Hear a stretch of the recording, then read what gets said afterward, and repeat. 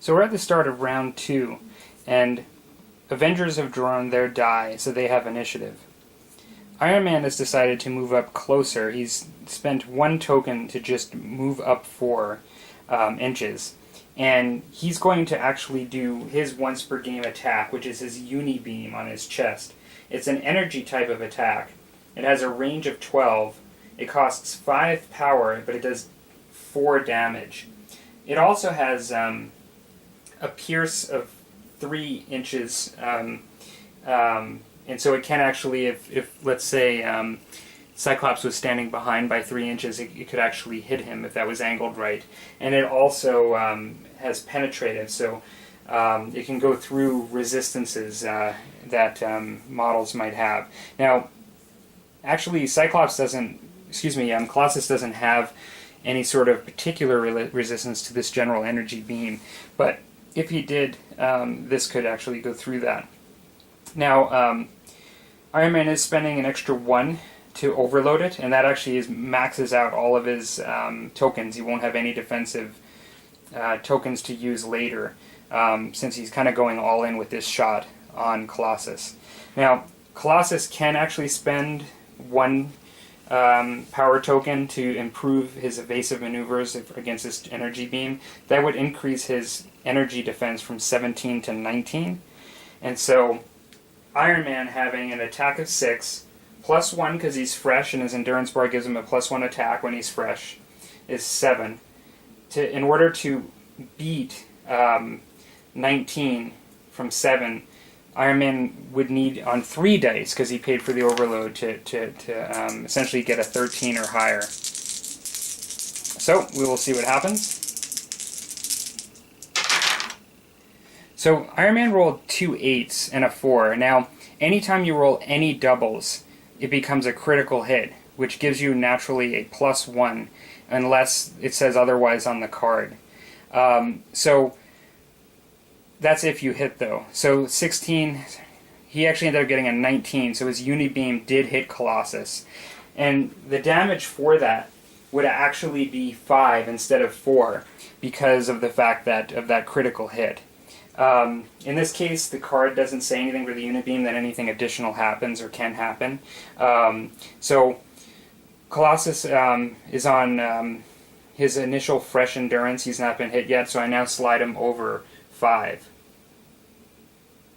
Now, Colossus still is actually completely fresh. He's not entered a different zone on his card, and so he still gets all of the bonuses that he gets in the beginning of his endurance bar.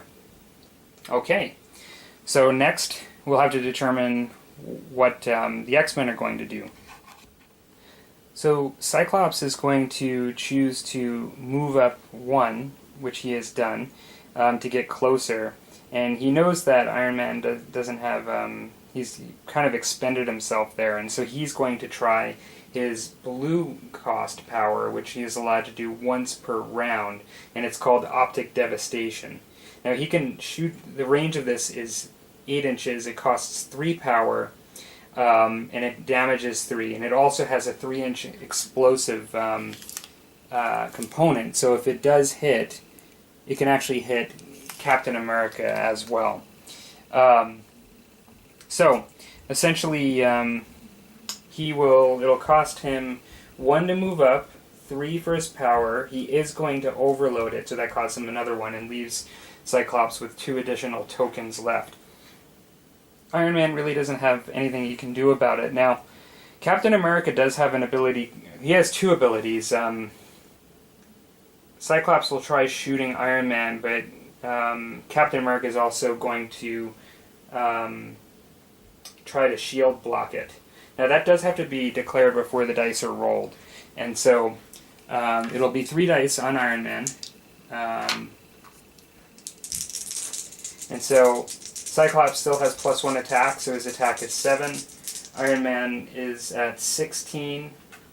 So essentially, Cyclops is going to need 10 on 3 dice.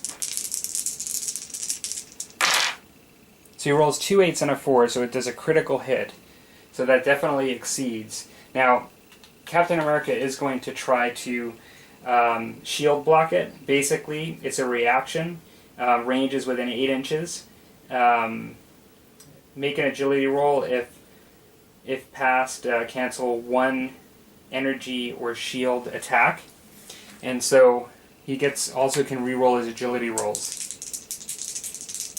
So Captain America has an agility of 9. On 2 dice, he has to go below it.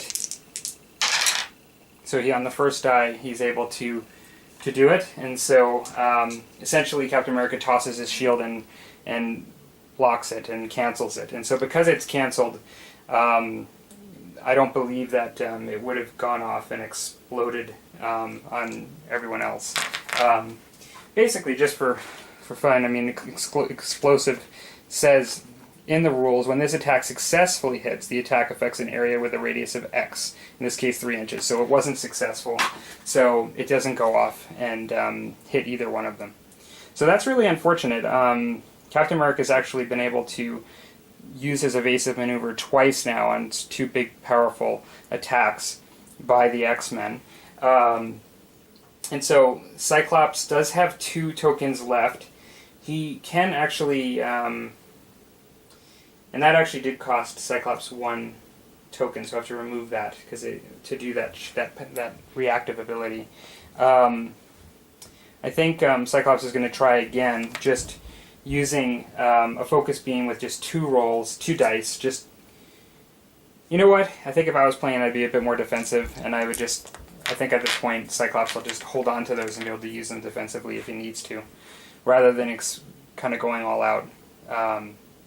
Okay, so next up we will see what Captain America decides to do. So Captain America is going to stay put, and he's going to do his shield, once per round, shield bounce throw again, where he essentially throws this, and he's going to throw it at Cyclops. Now, the shield bounce, the effect on the character cards, it says that it is irresistible, which means it ignores any resistance the target may have to the nature and damage type of this attack. And so it doesn't look like, because he's going to aim it at Colossus, and it doesn't look like Colossus has anything to resist it anyway. And so Captain America will overload it, and he's going to actually use the extra die because Colossus's defenses are so high that he's going to need it. And so the attack is the shield bounce, the target is Colossus. Dice aren't rolled yet. Colossus is going to choose a defensive stance of combat stance to raise his already impressive 20 for physical defense to 22. Captain America has a straight 7 attack, so in order, he's going to need to get to 23 essentially. So he would actually need a 16 or higher on 3 dice. It is definitely possible. We've seen that twice already, but he's going to, we'll see what happens, see whether he can do it.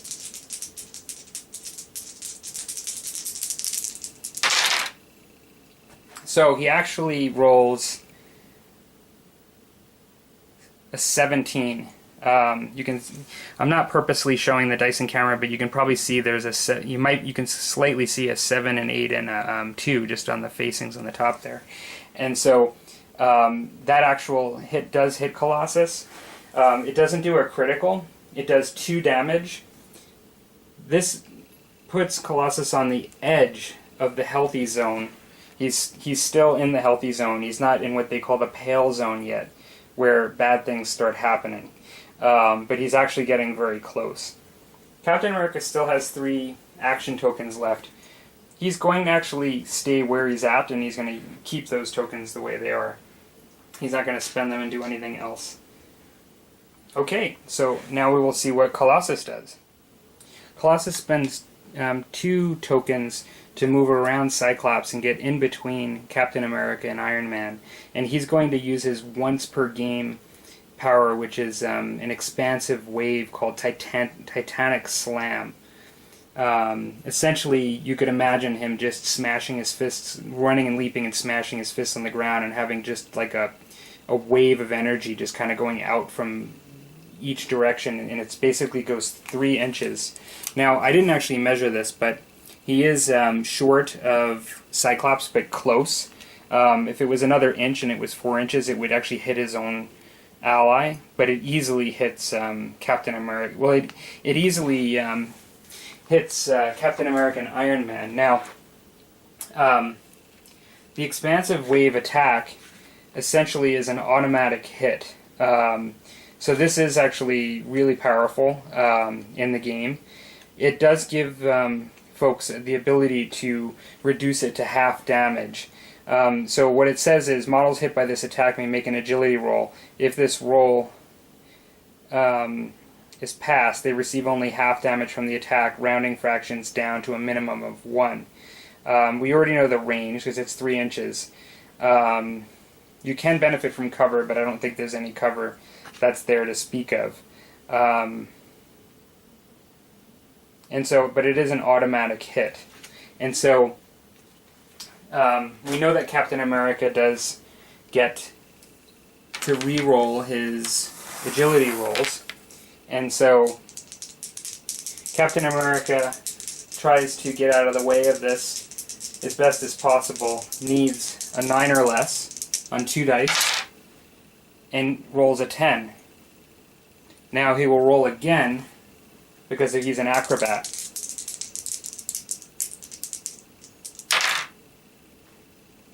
$13. So first agility roll failed in the game so far for Captain America. He's always made them, but that would mean that essentially he's going to take 2 damage. And then, if I read that correct, for the expansive wave, it means that you're also knocked down, I believe.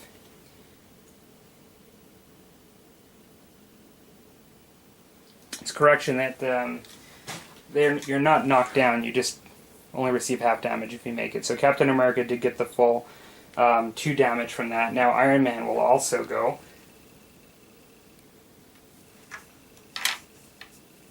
So Iron Man's agility is 7. So this is going to be a bit more difficult, 7 or less. And Iron Man got an 8, so he actually takes the full damage as well.